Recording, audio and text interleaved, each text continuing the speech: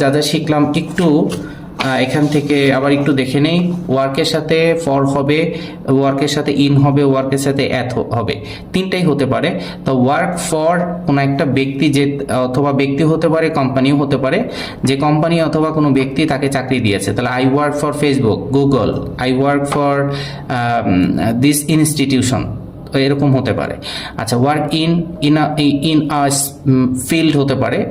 এখানে হোয়ার someone works, কোথায় কাজ করে, ব্যাংকে না স্কুলে নাকি কোনো একটা জায়গায় যেখানে কাজ করে, তাহলে যে জায়গাটার নাম বলা হবে তো এর আগে ইন হবে।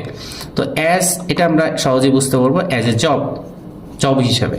আচ্ছা, অ্যাংরির সাথে কি হয়, অ্যাংরি উইথ হতে পারে, অ্যাংরি অ্যাবাউট হতে পারে, angry with a person about something. মানে angry with a person, person না হলে মানে সংক্ষেপে মনে রাখার জন্য যদি পারসন না হয় সেক্ষেত্রে তুমি অ্যাবাউট চিন্তা করতে পারো। ওকে।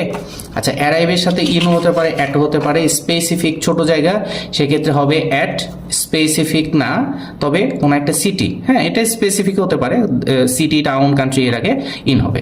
তো ভালো থাকো সবাই। আর যারা আমাদের সাথে কানেক্টেড আসো নিশ্চয়ই ভালো কিছু শিখতে পারছো এবং ডিফারেন্টলি।